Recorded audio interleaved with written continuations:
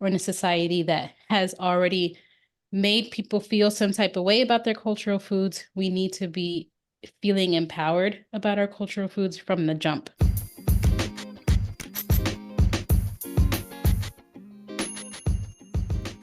Hey everyone, welcome to Food Culture Curious. I am your host, Arely Gutierrez. As a first-gen Mexican American, and especially now working in healthcare as a dietitian, I have seen firsthand how a lack of cultural inclusion can negatively impact our patients. And I want to help change that. So I started Food Culture Curious to have impactful conversations with healthcare professionals of different cultures and backgrounds to get their insight on how to be more culturally inclusive in our nutrition recommendations. It can make all the difference in the world to our patients. Let's continue this journey together with today's episode. Hey everybody, welcome to Food Culture Curious. My name is Arely. I'm a registered dietitian on a mission to help healthcare professionals be more culturally inclusive with their nutrition recommendations. Today we have a very special guest, Zariel Grullon, a first-generation Dominican American dietitian. She empowers the Latina community to embrace their bodies and reclaim cultural foods with confidence. Through her weight-neutral approach at Love Your Chichos, she guides individuals to heal from dieting and rediscover joy while honoring their heritage. Thank you so much for being here. Thank you so much for having me. Yeah. How are you? I'm great. I'm super happy to have you on here. I remember when I saw your masterclass for the Dominican food. Mm-hmm. I was like, she would be such an amazing guest. And here you are. Thank you. Thank you. Thank you. Glad to be here. Yeah. And so the main point of the podcast is to help other healthcare professionals learn more about different cultural foods. So if you want to get right into it, I'd love to hear about the foods that you grew up with, specifically what types of protein, starches, and produce. Yeah, I love talking about food, so that's perfect. Some of the things that I 100% grew up with is plátanos. I love plátanos so much because of the history and the versatility of the plant. I have plátano tattoos. That's how much I love them. And I just love that they were like a little part of every meal that was special and made every meal feel super special. Apart from plátanos, we grew up eating lots of root vegetables like yuca, yautía, and a lot of squashes inside of our beans, like auyama, which is a squash. I don't know what kind of squash, kabocha, I think it is called in English. And then in terms of meat, my dad is actually a meat distributor. That's his full-time job since I can remember. So we had a lot of meat growing up, all kinds of meat all the time. I remember growing up, him and his friends, they would always do a barbecue on the weekends at our house, and we would always get churrasco. It's like he would grill the skirt steak so good. And we get churrasco. My mom would make a little basic salad and rice. And me and my best friend would always get our little plate and like walk around the neighborhood eating our little barbecue plate every week. And that's one of my favorite food memories. But growing up, all of our cultural foods were super present in all of our meals from breakfast, lunch, and dinner. And, we kind of did our little thing of introducing some American-based foods here and there, but my dad was never satisfied with dinner if there was not rice present. So a big thing for us was having rice a lot. And both of your parents are Dominican background? Yes. Yeah. Mm-hmm. So tell me a little bit about how you would prepare your foods, like what spices were prominent, things like that. Yeah, growing up, my mom taught us to season a lot of our food with basic seasonings and fresh herbs, things like that. So a lot of garlic, a lot of onion. My mom loves onions and she cuts them really, really small. So that was like something that she tried to teach us, but I don't have the patience for. But a lot of garlic, onion, and then sofrito. Sofrito is like a really nice base of flavor, and every family makes their sofrito unique to them. This is an ongoing debate in my family, but my mom taught us how to make sofrito with jalapenos in them for a spicy Oh, kick. wow. And she swears to this day that she never said that. And I'm like, why would I make that up? So sometimes I do put a little jalapeno in it, or not, depending on how I'm feeling. But that really helps to get some good flavor in your meat. So you were talking about the sofrito that you make with jalapenos. Can you tell a little bit for people that are not familiar with what sofrito is exactly, what's in it? Yeah, it's basically like a cilantro smoothie that you use for a base of flavor with all of your meals. And it can be used in seasoning your meats, but also like your rice dishes, soup dishes. You can like pretty much put it anywhere, similar to how you would like a like stock in some stuff. Mm. So every family makes theirs a little bit differently, but the basic ingredients are cilantro. Sometimes there's culantro in it, which is like cilantro ancho, which is like a whiter cilantro. Onion, white onion or red onion is debatable by the families. Peppers, usually green or red. Then we have some people put tomatoes, some people don't. We didn't grow up putting tomatoes in it. Oregano for sure, garlic for sure, and then salt and pepper to taste. Sometimes like a little bit of lime, sometimes not really. Oil. My mom was always big on putting olive oil in it, but those tend to be like the go-to staples to kind of put in there. The quantity and everything depends on like how much you're trying to make. It's also really helpful for me if like things are going bad. It's like, okay, let me make a sofrito real quick to just use up all this stuff so I don't Mm. have as much food waste in the house. So that's where it'll vary a lot, but that's the base of it for the most part. Okay, perfect. Well, in all of these ingredients that we discussed, can you talk a little bit about some very famous dishes in the Dominican food culture? Yeah, and there's a lot, but the most famous is la bandera, which is white rice, beans, and then like a stewed meat. That's like the golden, if you Google Dominican Republic, that food will come up. But other famous ones that I like to talk about or special ones to me are pastelón de plátano maduro, which is basically my favorite thing to eat in the whole world. And it's mashed ripe plantains layered, and you can in the middle layer you can put like ground turkey, ground beef, ground veggie crumbles, whatever kind of like ground situation that you like, and then another layer of the mashed plantains with a little sprinkling of cheese. And it's my favorite thing to eat because it's like a shepherd's pie, but like sweet a little bit. Yeah. Then other like popular Dominican food items would be los tres golpes, which is basically mashed plantains with your serving of fried eggs, fried cheese, fried salchichon, and fried pickled onions. And that's a really hearty breakfast to start your day. In DR, it's usually not los tres golpes. It's usually like your mango with one item, one or two items.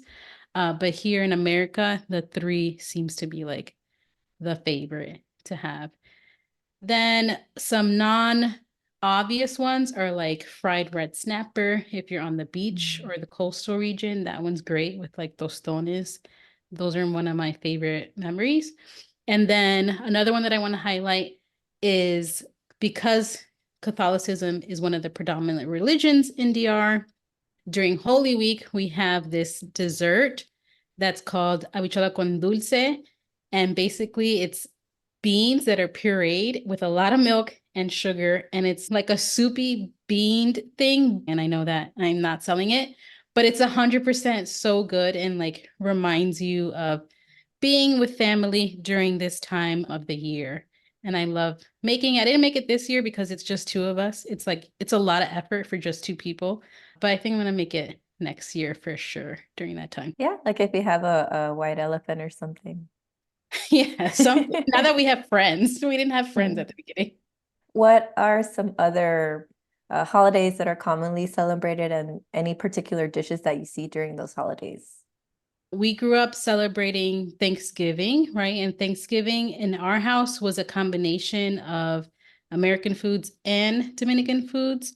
So we would have definitely a moro de guandules, which every year we're like, why are we making moro de guandules right now? Like, we do not need to eat rice on this day, but that would always be present. Potato salad would always be present on a Thanksgiving.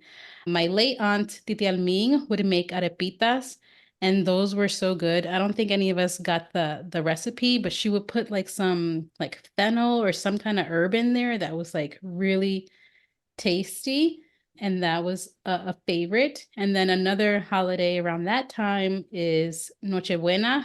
So we celebrate, like most Latinos, we celebrate Christmas Eve as opposed to Christmas. Mhm. So that's where you get all your heavy hitters, like pernil is there, costillitas are there, pollo al horno is there. All of these, like basically every animal is present in whichever way that everybody can make it. And then lots of rice and lots of good pasta, not pasta salad. I want to say potato salad is always super present. Sometimes with the beets, sometimes without.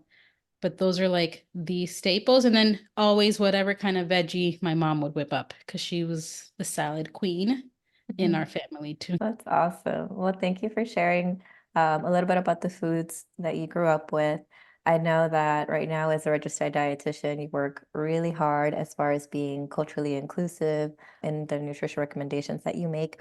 Can you talk a little bit about that workshop that you did where you were talking about Dominican food? And I think you did a cook along. Yes, exactly. It's one of my favorite workshops to lead. And basically, what I do is I walk through the history of Dominican cuisine and how it came to be what it is now, taking into consideration the influences from around the world and historically why we have those influences. And then at the end of the workshop, we did a cook along where in that specific workshop, we did tostones, which is like double fried green plátano, green plantain. And then we made like a shrimp scampi situation, but not shrimp scampi. And then a watercress salad because I wanted to highlight the watercress salad specifically because a lot of our cultural foods get this bad rap that we don't eat vegetables or that there is no vegetables in Mhm. our meals, which is false. And I do a lot of work in debunking that when I'm working with my clients. But I wanted to highlight herb that doesn't really get so much shine, but is a part of Dominican food, which is the watercress. It's very bitter. So I always make sure to let people know that. But talking about ways to use it a little bit more in our foods and then pairing it with some like softer greens that are a little bit easier to digest to kind of balance out some of that bitterness. But yeah, that workshop is really fun. I'm going to be bringing it back up again for the fall for Hispanic Heritage Month or Latina Heritage Month. And I'm really excited to like put some tweaks in based on like the equipment that I had during that time and everything and update a little bit of the slides. But I like it because I go through the indigenous history, then the colonial influence and the African influence, and then some other parts of the world like China, Lebanon, all of these other places that also influenced the Dominican food culture.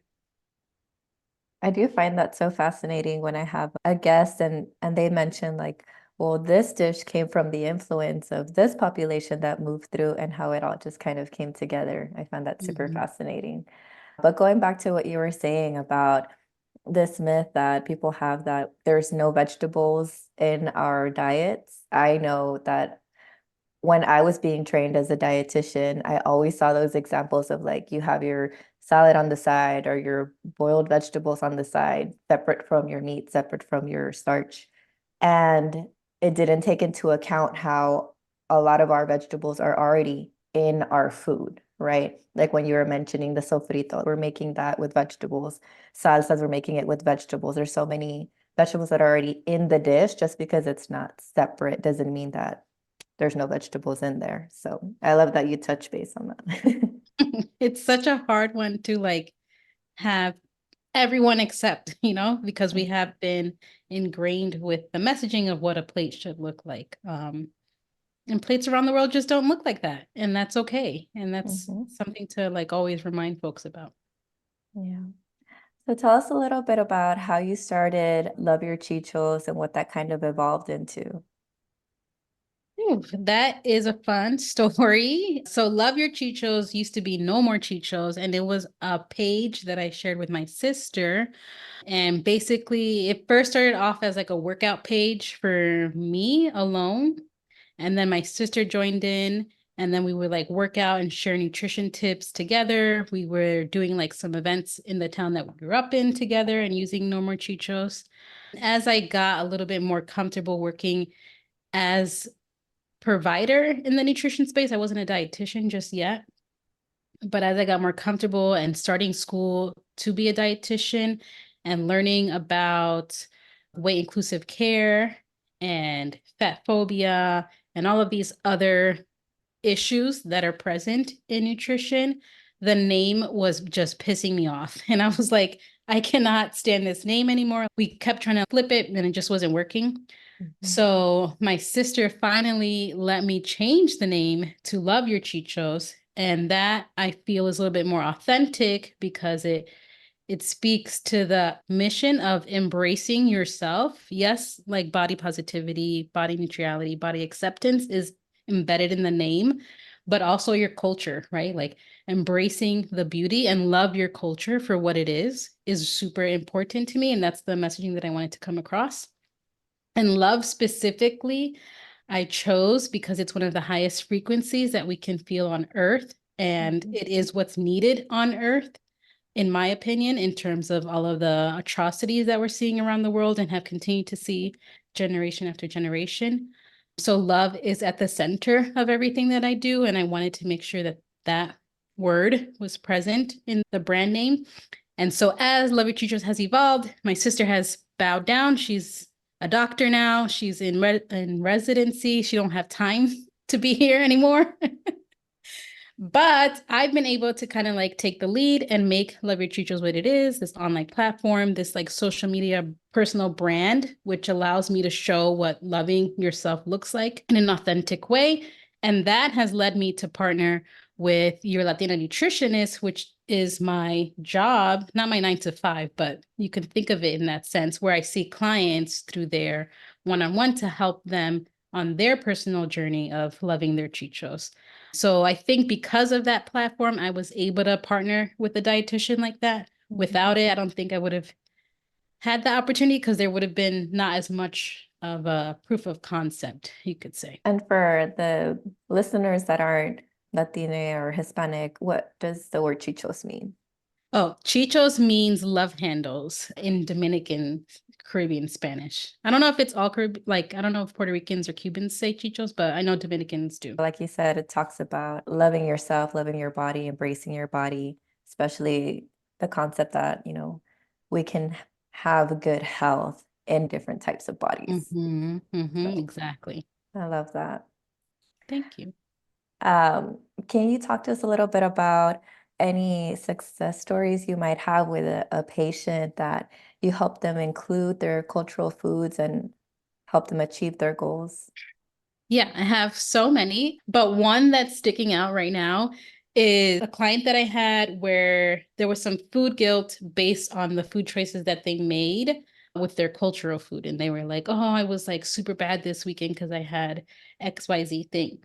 And I'm always going to remind my clients that we don't use that type of language, and they know that. And they're like, I know you're not going to say don't use bad. And that's like the running joke, you could say. So they said that, and I'm like, okay, let's break it down. What food groups are present in the thing that you ate, and how were you feeling when you ate it, and what was the environment, your meal environment? In this specific example, it was pupusas. So we had the starch from the tortilla itself, or the masa. Then we have the proteins from the filling, and then we have some fiber from the curtido. And helping them understand it that way gave them not, I don't want to use the word relief, but it gave them a better understanding of like, oh yeah, my cultural foods do have the components to build a balanced meal, even if it doesn't look like the standard American recommendation of how my plate should look. And that happens a lot when I'm talking to my clients, where it's like they come to me with a food that they ate in between sessions that they're like, oh my God, I ate this.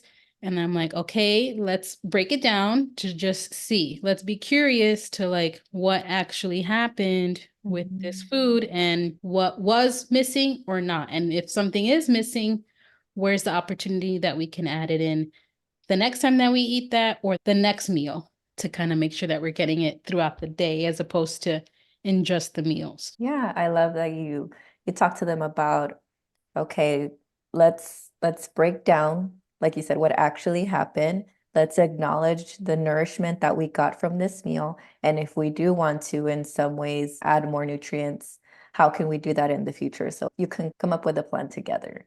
I like that Hmm. a lot.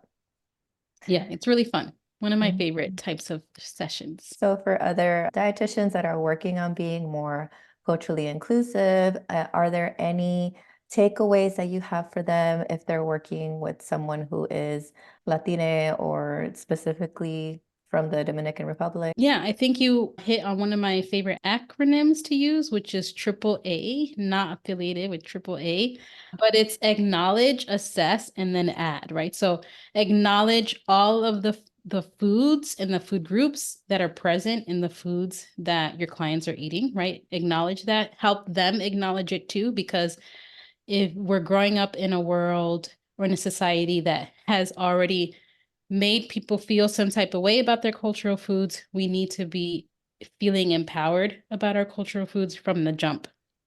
So acknowledging is 100% the first thing that I always recommend folks do when we're thinking about any kind of food recalls. After that, we do want to assess because there could be opportunities to add more nutrition wherever that is. And we want to assess with them and have them kind of navigate the conversation as opposed to us as providers saying, like, oh, do this what XYZ thing. Like with the time that you've been counseling, they should be able to put those things together under the umbrella of whatever you've been talking about through sessions. And then, yeah, add. Where is there an opportunity to add whatever it is that's missing throughout your conversation? And remembering that it doesn't have to be just in the meal. A meal is just one meal. We got three in a day and then maybe some snacks. So, how can we round it out throughout the rest of the day to kind of make it a little bit more inclusive of all of the food groups as much as possible? So, triple A all the time is what I remind folks. I love that. I think that creates a really great plan, and it's a really great takeaway for whoever's listening to help them be more culturally inclusive. Oh, I'm going to use that moving forward. Use it. Yes, everybody use. Perfect.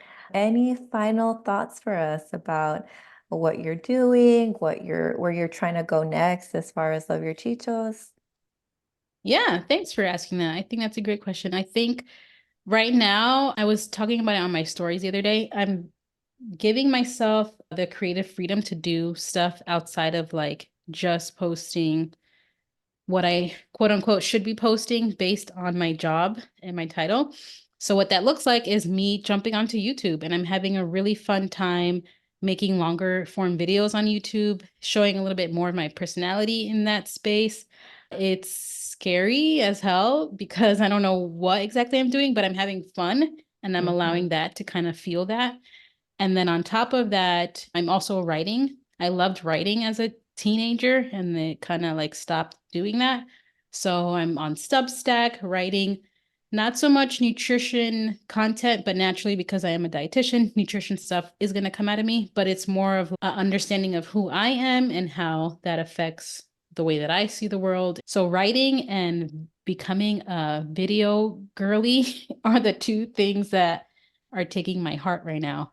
um, and I really love that because I feel like Love Your Chichos has been wanting to do things like that, but I've been too scared. So now we're in alignment and Mhm. it feels really nice.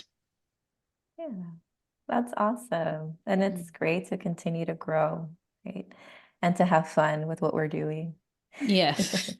The fun part is so key because if not, then it's like, what am I doing? Yeah, you're just going through the motions. Thank you so much for being on, Zariel. If people want to work with you, how can they find you? Yeah, they can find me through Love Your Chichos to find my page and all that stuff. But to verify your benefits, you can go to Your Latina Nutritionist. We have a whole section on verifying your benefits, and it's a quick process. And there's a bunch of us that you can see to work with one on one. But if you just go to my page, you'll find all the links for that there. Love it. Perfect. Well, again, thank you so much for being on. Thank you for having me. All right, until next time. If you are interested in supporting this podcast, you can buy me a coffee at buymeacoffee.com/foodculturecurious. Or as always, you can support by sharing, following, or rating this podcast. Every click from y'all means the world to me.